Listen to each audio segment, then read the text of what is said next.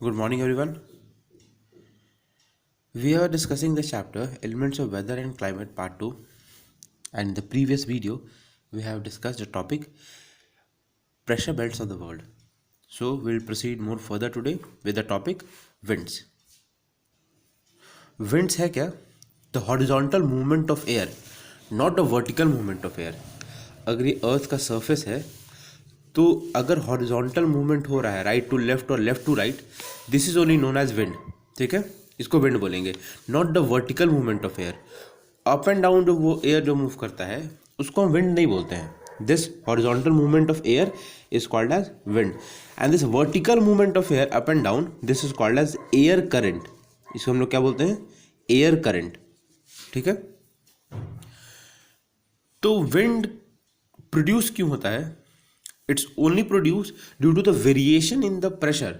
मतलब variation in the pressure मतलब कहीं पे अगर हाई प्रेशर है और एक जगह पे क्या है, लो प्रेशर. ठीक है, हाई प्रेशर एक जगह क्रिएटेड है और एक जगह क्या है, लो प्रेशर. तो wind always move from a region of high pressure to a region of low pressure. High pressure to low pressure wind move करता है. ठीक है, लो प्रेशर होगा वहाँ पे वैकेंसी होगा एयर का, तो क्या होगा, इस हाई प्रेशर का विंड इस लो प्रेशर वाले एरिया को फिल करने के लिए वहाँ पे आगे बढ़ेगा. And this horizontal movement, this right to left और left to right movement on the surface of the earth is called as wind. Up and down movement को हम लोग क्या बोलते हैं? That is known as current. So, variation in pressure conditions on the Earth's surface result in wind, which is the horizontal movement of air. Hot air rises and cold air sinks. This vertical rising and sinking of air is called as air current. जो हवा ऊपर जा रहा होता है that is the hot air. ठीक है, and the air which is coming down this is cold air. ठीक है, गर्म हवा हमेशा ऊपर उठता है. You might have seen in kitchen even कि जो आपका वाटर वेपर होता है, जब पानी उबाला जाता है या फिर किसी फूड आइटम को बनाया जा रहा है तो उसके अंदर जो वेपर प्रोड्यूस हो रहा है वो वाटर वेपर क्या होगा, that will always rise up. वो गर्म हवा है, ठीक है, तो हमेशा ऊपर उठेगा. और ठंडा हवा क्या होता है, it always comes down, it is heavy, and this is called as air current. However, wind is caused by the difference in atmospheric pressure on the earth's surface as air moves from a high pressure area to a low pressure area. आपको बताया भी कि wind always move from a region of high pressure to a region of low pressure. Wind always blow out from the areas of high pressure towards the area of low pressure. They are named according to the direction they blow. Therefore, the winds that originates in northwest direction blows towards southwest. They are called as north westerly wind. मतलब ये आपका north, south, west और east हुआ. ठीक, तो जिस भी direction से विंड ओरिजिनेट किया है, suppose it is originating from north east direction. ठीक है, नॉर्थ ईस्ट डायरेक्शन से ओरिजिनेट किया तो this will be called as north easterly wind. ठीक है,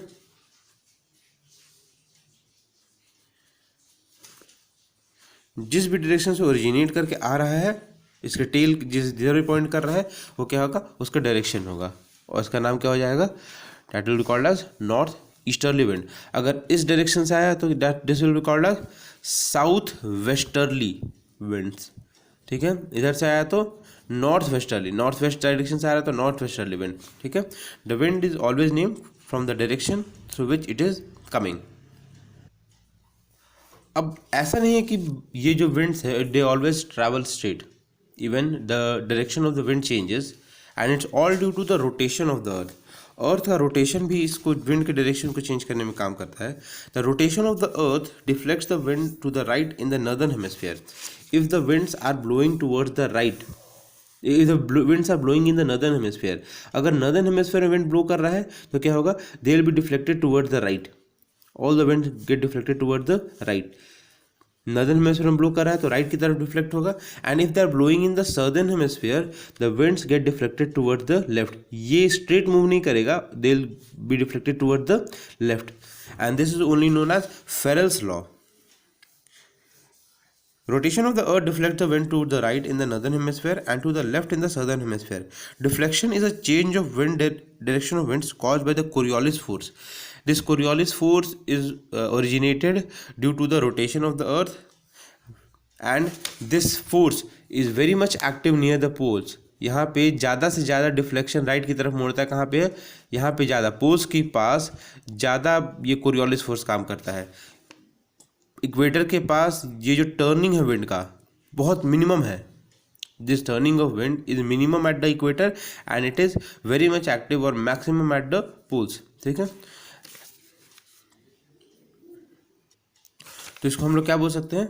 this wind changes due to the rotation of the earth and this force acting on these winds is known as Coriolis force and this is also known as Ferrel's law. Ferrel's law है क्या? कि winds in the northern hemisphere get deflected towards the right and in the southern hemisphere get deflected towards the left and this deflection of wind, deflection का मतलब होता है turn करना, deflection का मतलब होता है टर्न करना। तो ये जो टर्निंग है पोल्स के पास बहुत ज़्यादा है और इक्वेटर के पास बहुत मिनिमम होता है।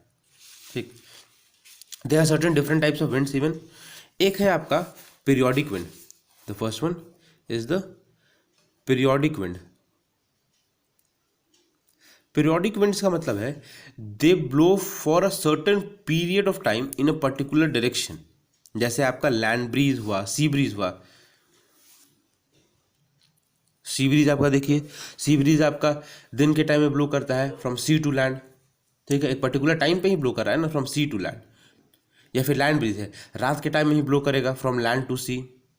ठीक है, मॉनसून का एक पर्टिकुलर टाइम होता है इंडिया में एंटर करने का, जून जुलाई अगस्त के मंथ में एंटर करता है। ठीक है, एक पर्टिकुलर टाइम में एक पर्टिकुलर डायरेक्शन से अगर ब्लो कर रहा है तो that will be called as periodic wind.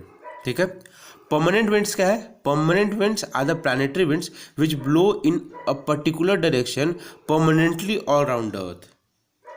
एक पर्टिकुलर डायरेक्शन में ब्लो करते हैं। ठीक है, and they blow all round the year. दूसरा क्या है आपका? दूसरा है आपका permanent winds. Permanent winds they blow all round the year and in a particular direction. ठीक है, थर्ड है आपका, third is the local wind. Local winds जैसे लू, काल Baisakhi.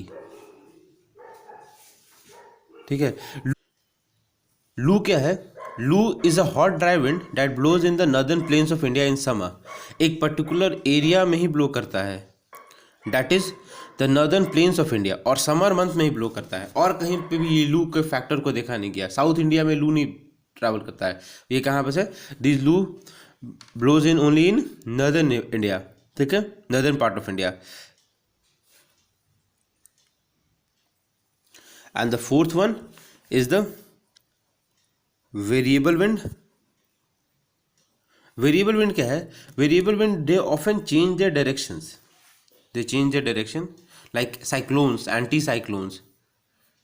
If the winds they regularly they change their directions, they are called as variable winds. ठीक है, तो there are certain types of wind. They are periodic winds which blow for a certain period in a particular direction. Land breeze, sea breeze, mountain and valley breezes are periodic winds on a small scale. Monsoon are also periodic wind and they are on larger scale. Permanent winds or the prevailing winds are the planetary winds and they blow in a certain direction permanently around the earth. The third one are the local winds or regional winds, influence a particular area and are popularly known by their local names. For instances, Loo is a hot dry wind that blows in the northern plains of India in summer. There are other local names of India in India such as Kal Baisakhi in Assam, Mango Showers in Tamil Nadu, North Westers in West Bengal, the Chinook in Rocky Mountains, Harmattan in Central Africa, and icy cold Bora that blows from east and are also local winds. The fourth type of wind, variable winds, which often change direction. Cyclones and anticyclones are example of such winds. Okay then, I hope you have understood the winds. And in the next video, I will proceed more further with precipitation and types of rainfall. Okay, thank you.